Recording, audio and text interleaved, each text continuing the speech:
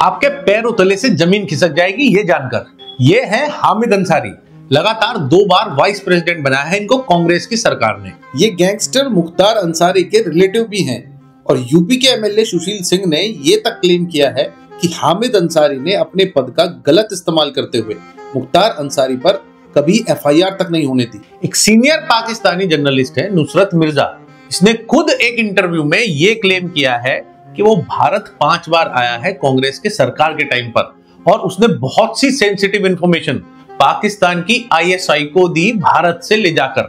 और इसने ये भी क्लेम किया कि 2010 में दिल्ली में टेररिज्म को लेकर एक सेमिनार में जिसमें हामिद अंसारी चीफ गेस्ट थे और अंसारी के ऑफिस से एक ऑफिशियल ने इस इवेंट के ऑर्गेनाइजर को स्पेशली नुसरत मिर्जा को इनवाइट करने के लिए बोला था। एनके सूद जो एक फॉर्मर रॉ ऑफिसर रहे हैं, उन्होंने खुद बताया कि हामिद अंसारी जब 1990 से 92 तक ईरान में इंडियन एम्बेसडर थे, इन्होंने रॉ के पूरे सेटअप की इंफॉर्मेशन जैसे सभी एजेंट्स के नाम और पता तेहरान में वो सब ईरानियों को एक्सपोज कर दिए थे। सोचिए वो एजेंट्स जो अपनी जान दांव पर लगाकर देश की सिक्योरिटी के लिए काम कर रहे हैं, उन सभी के साथ इन्होंने क्या किया। और जब अंसारी से पूछा गया तो ये बोलते हैं कि मैंने जो किया वो भारत सरकार की नॉलेज में था। सब कांग्रेस की सरकार थी जब 92 में। सितंबर 2017 में हामिद अंसारी केरला में एक इवेंट अटेंड करते हैं नेशनल वुमेन्स फ्रंट का। जानते हैं क्या है?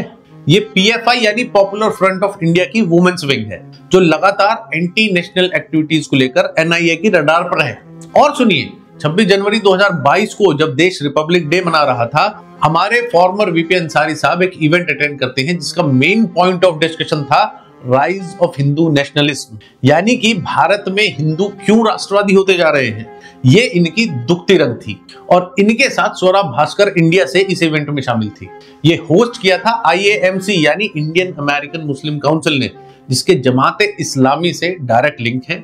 और ये आईएएमसी ने भारत को रोहिंग्याज के मैटर पर ब्लैकलिस्ट करने के लिए एक बड़ा अमाउंट पे किया था। 30 दिसंबर 2011 को जब राज्यसभा में लोकपाल बिल पर वोटिंग लाई गई तो अंसारी जी ने राज्यसभा को अनिश्चित काल के लिए भंग कर दिया था, जिससे कांग्रेस के विरोध में वोटिंग ना हो पाए। और आज राहुल गांधी दूसरे पर वोट चोरी का इल्जाम लगाते हुए इतने मासूम बन जाते हैं जैसे या तो उनको इस चीज का पता ही ना हो या उनके लिए ये सब बातें मायने ही नहीं रखती। जय हिंद।